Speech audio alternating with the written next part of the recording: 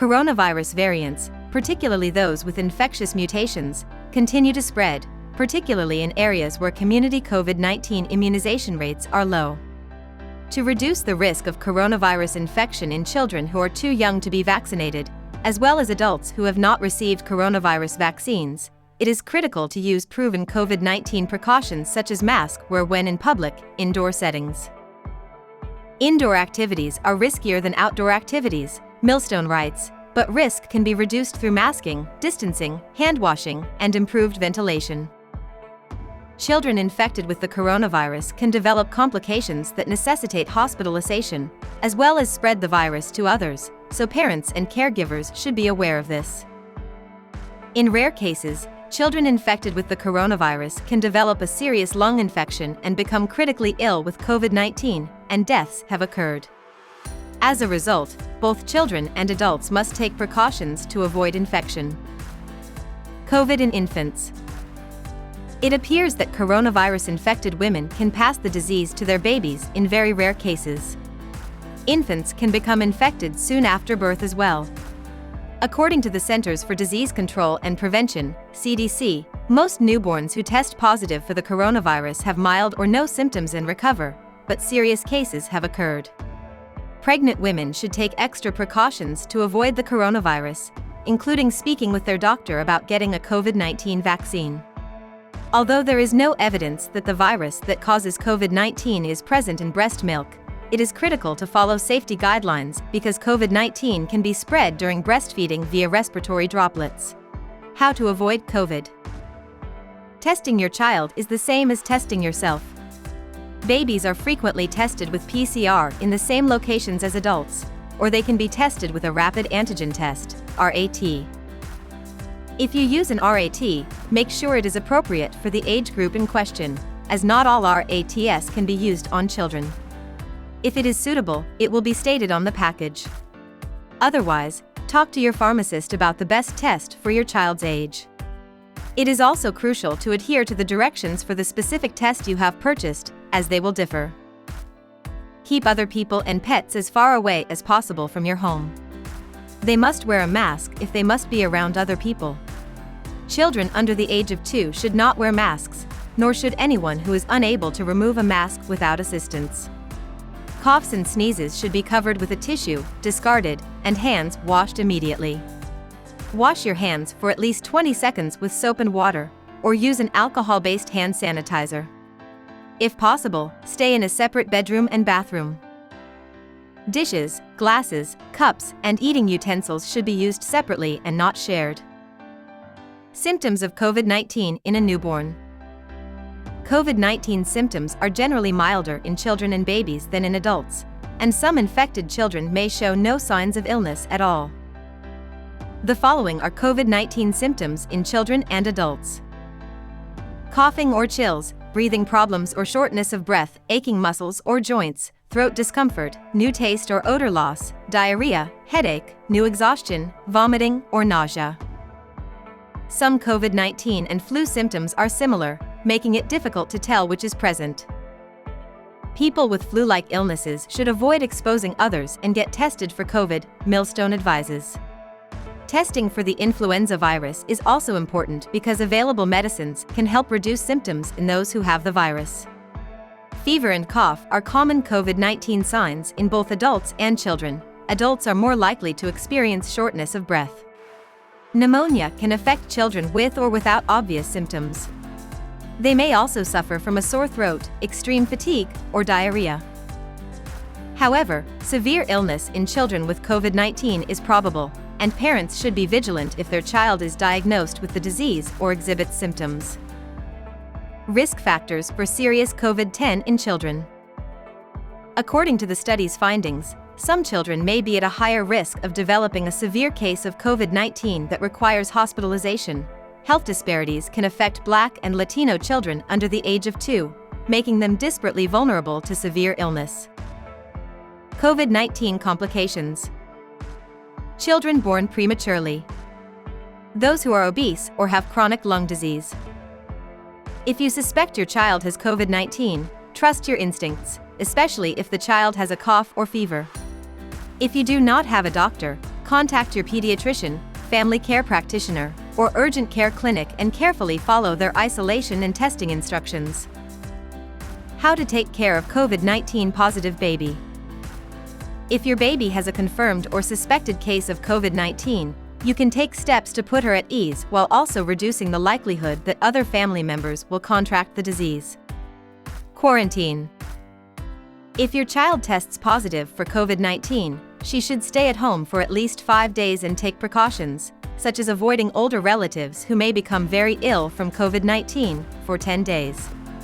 The CDC defines day 1 as the first full day following contact with a COVID-19 infected person. Risk factors for serious COVID-19 in children. Since December 2019, the most pressing global issue has been coronavirus disease 2019, COVID-19. Although the clinical course of COVID-19 is known to be relatively mild in children than in adults, associated pediatric hospitalizations have increased since the emergence of contagious SARS-CoV-2 variants and the achievement of a high vaccination rate in adults.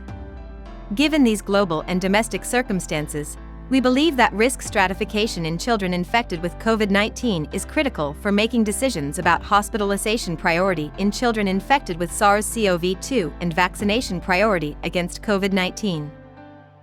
Multisystem inflammatory syndrome in children, MASC.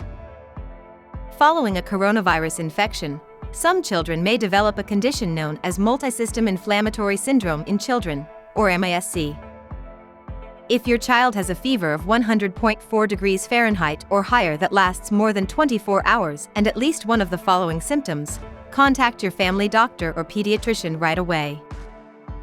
Unexplained weakness or fatigue, a red rash, abdominal, belly, pain, vomiting and diarrhea, swollen hands or feet, and red eyes. Kids and families can reduce coronavirus risk together. Though COVID-19 appears to have less serious health consequences for children than for adults in most cases, it is critical to avoid infection among children. Here are some ways parents and guardians can assist. Take all of your shots. As soon as possible, ensure that all family members receive COVID-19 vaccinations and boosters, as well as flu shots and other vaccinations. Be aware of the signs and symptoms of COVID-19 and keep an eye out for serious disease in children. Remember the COVID-19 safety precautions that can help everyone stay safe.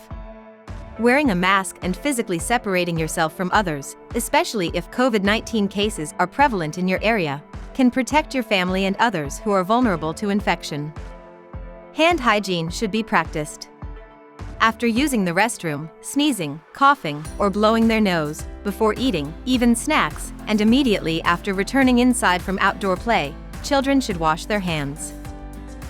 Millstone advises parents to teach their children to regularly wash their hands with soap and warm water for at least 20 seconds. They can help keep track of time by singing the ABCs for about 20 seconds, he says. If soap and water are unavailable, Millstone recommends using a hand sanitizer containing at least 60% alcohol. Cough and sneeze gently. Encourage everyone in the family to cough and sneeze into their elbows rather than their hands, and to wash their hands after each occurrence, Millstone says. After using tissues, throw them away, he adds. Keep your hands off your face. Children should be reminded by their parents to avoid touching their faces as much as possible. Millstone suggests that children carry a toy that will keep their hands busy, but that parents should wash those toys on a regular basis. Maintain a clean environment. Wipe down toys and surfaces your child touches on a regular basis, especially when traveling or near a sick person. Clean your surfaces at home and keep cleaners in cabinets that are either too high or too low for your child. Address anxiety and stress. Family discussions can help identify specific fears and clarify the facts. It is also beneficial for families to discuss a plan in case someone becomes ill or something else occurs that disrupts the normal routine. Children will look to you for guidance on how they should feel about COVID-19. If you are calm and prepared, they will be as well. How common is coronavirus in babies and children? There is still a lot we don't know about how common coronavirus is in children as of summer 2020. However, we do know that babies and children of all ages, including newborns, can receive a COVID-19. According to the same report, 0.6 to 9% of children with COVID-19 were hospitalized, based on data from 20 states and New York City. In a larger data set, 43 states and New York City, 0 to 0.3% of known cases in children led to death. What happens if a baby tests positive for HIV at birth? The novel coronavirus is still relatively unknown, with scientists learning extra about it every week. According to data as of summer 2020, 2 to 5% of newborns test positive for COVID-19 inside of 24 to 96 hours of birth if mom is also positive. This is a small but significant group. We have few case histories on babies born with COVID-19 or other viruses. In March 2020, physician in China research published examined the babies of 33 pregnant women who had COVID-19. 3 newborns tested positive for COVID-19 out of all of these babies. If you do the math, that works out to about 9%. However, more data has been gathered since the time of this small study.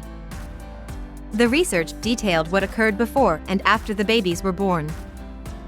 Because the moms had COVID-19 symptoms, including pneumonia, all 3 babies were delivered via cesarean C-section. All 3 babies developed symptoms, and one of them required assistance breathing shortly after birth. By the time this same babies were a week old, all 3 had tested negative, after testing positive at 2 days old and 3 days old. This is obviously a small group. As a result, we must exercise caution when drawing conclusions. However, based on this medical study, we know what might happen if a mother has COVID-19 at birth and her newborn baby tests positive for COVID-19 shortly after birth. Baby may require NICU care. Baby may be separated from their mother either due to mom's illness or baby's illness. Baby may receive a chest X-ray to check for pneumonia. Baby may receive blood tests to check for other infections, blood clotting, and other issues. Baby may be tested trusted origin for COVID-19 every 2 days, until baby is negative and has no symptoms. Conclusion: obesity, kidney disease, heart disease, severe lung diseases other than asthma, neurological diseases, and immunocompromised status were all associated with a high prevalence of severe COVID-19 in children. The risk of severe COVID-19 was higher in neonates and premature infants. Identifying the high-risk group for severe COVID-19 could help guide hospital admission and priority for SARS-CoV-2 vaccination. If you like this video, make sure to give it a thumbs up, and also subscribe to my channel for more informative videos like this one.